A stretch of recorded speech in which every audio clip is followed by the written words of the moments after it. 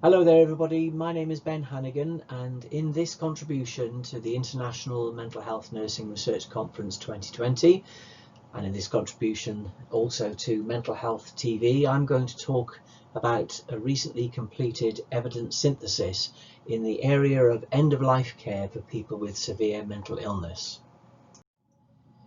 Here are the names of those of us who were part of the project team. Myself as Chief Investigator working in the School of Healthcare Sciences at Cardiff University, my Cardiff colleagues Paul Gill, Sally Anstey, Deborah Edwards, who is Project Manager, and Marla Mann, and Michael Coffey, who works at Swansea University, and Alan Medell, who was part of the project team from the very beginning as public and patient member.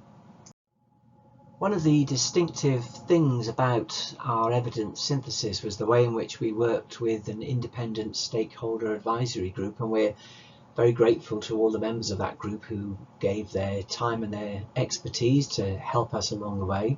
Particular thanks to Dr. Nikki Pease. Nikki is a consultant in palliative medicine at Velindre NHS Trust in South Wales, and Nikki chaired the stakeholder advisory group. And thanks to Roger Pratt, who's listed there at the bottom of this slide. Roger was a really important public and patient member of the project team, and it was his conversations with Sally Anstey at Cardiff University that led to this study in the first place. We know that not all deaths are equal, and that some people face what has been referred to as disadvantaged dying. We also know that people with severe mental illnesses like schizophrenia or bipolar disorder have very significant comorbidities and experience higher mortality rates and reduced life expectancy when compared with the general population.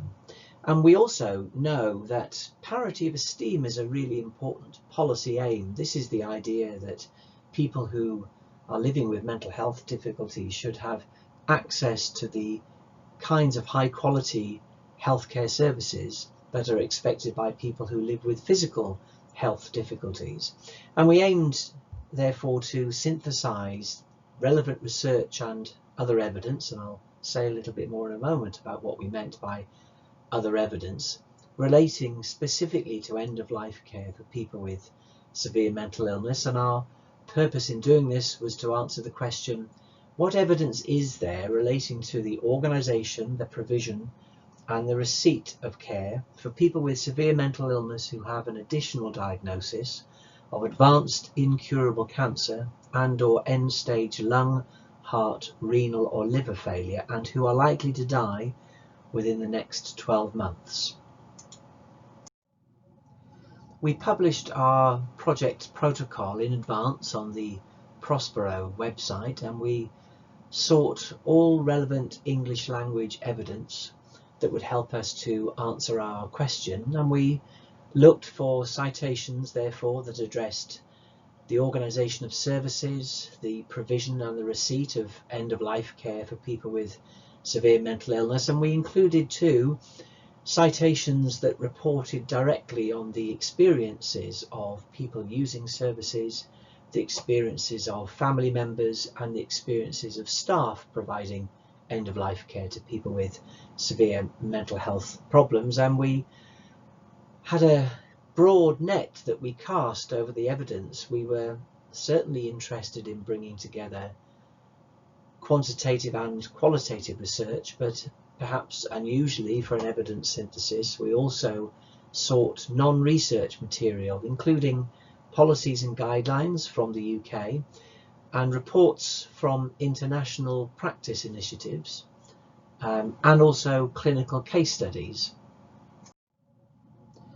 In our final report to our funder, the National Institute for Health Research, which is currently moving through the peer review and editorial system, we include a lot of detail on the methods that we used in this evidence synthesis, on how we searched databases, 10 in total, how we searched for non-research material using online searching methods, how we assessed citations for relevance, how we screened, how we appraised, and how we then extracted data from the material that we included, the research items and the case studies, and inserted those into tables.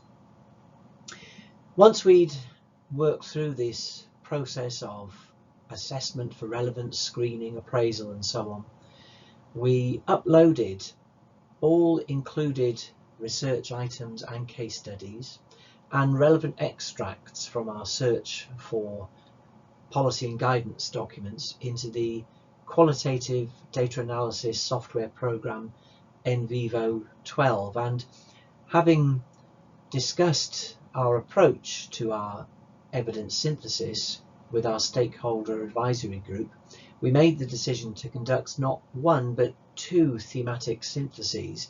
The first drawing on research, policy and guidance items, and the second evidence synthesis drawing on case studies. And in the case of the research items that we included in the first of these two completed thematic syntheses, we also produced an estimation of the confidence in our synthesized findings using grade and CERQUAL.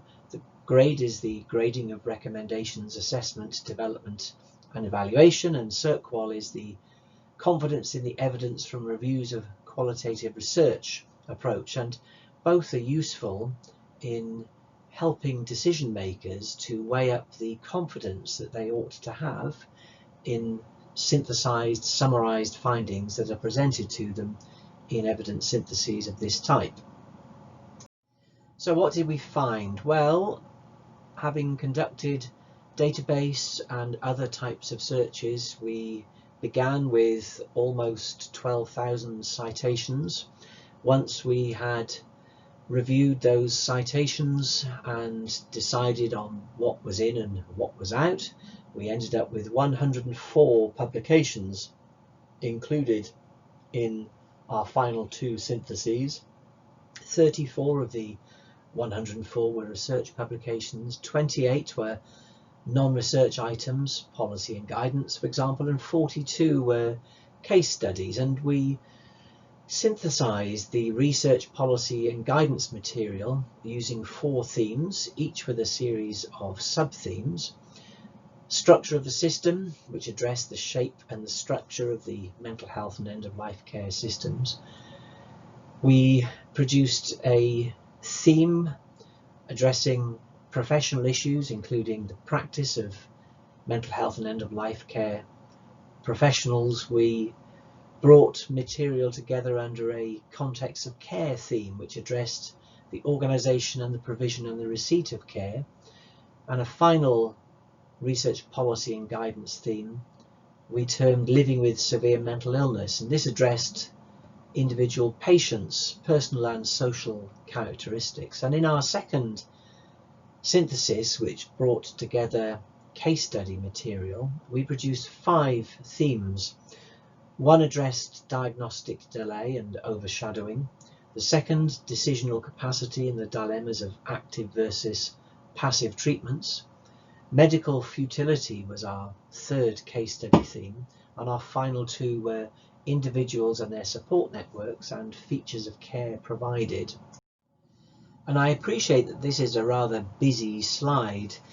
What it does is to reproduce the summary figure that we have produced and included in our final report to the NIHR. This, in a single figure, brings together all of our themes and sub-themes, so you can at least get a flavour of the kinds of detail that we found when we brought together the research and the policy, guidance and case study material. So for example, under our structure of the system theme, we included a sub-theme which addressed the idea that there is, for people with severe mental illness at the end of life, often no right place to die. We addressed professional issues and, for example, themed material which reported on end-of-life care professionals doing mental health care, and conversely mental health professionals doing end-of-life care. And under, for example, our context of care theme, we had a number of sub-themes which address the interface between mental health and end-of-life care services. We had a sub-theme which addressed individual and family needs, taking into account items such as spiritual and psychosocial support, families and their involvement, advocacy, and so on. We then produced a series of synthesis summary statements, all associated with the research material included in the first of our two syntheses.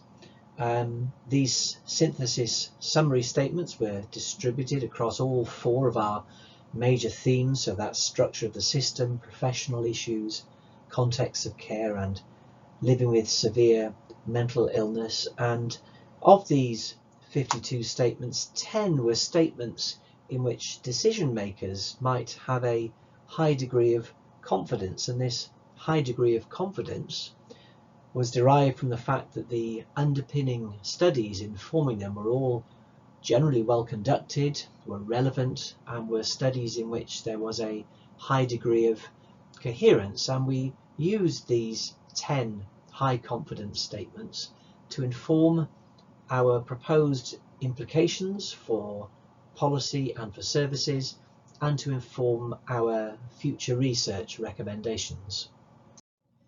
If you remember just one slide from this presentation, then this is it.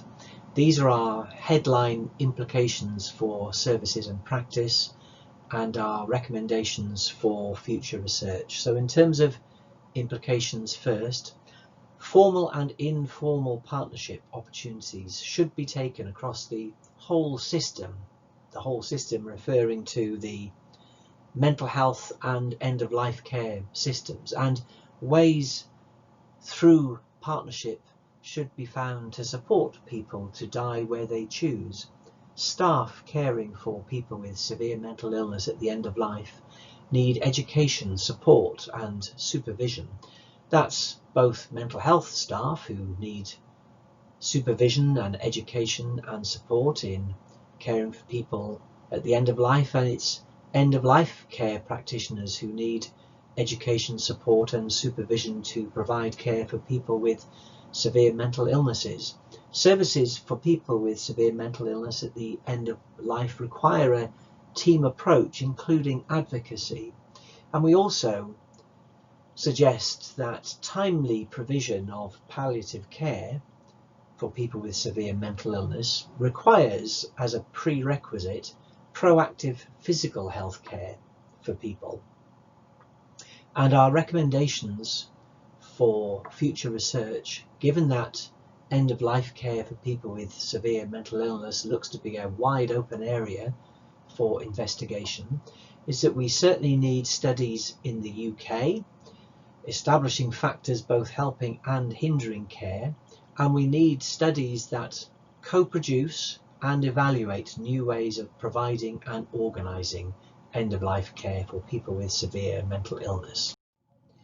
And in this final slide, it's important that we acknowledge our funder. So the Menlock study was funded by the National Institute for Health Research, Health Services and Delivery Research Programme, and the views that I have expressed in this short presentation are those of us as authors and are not necessarily those of the NIHR or the Department of Health and Social Care. Thank you very much.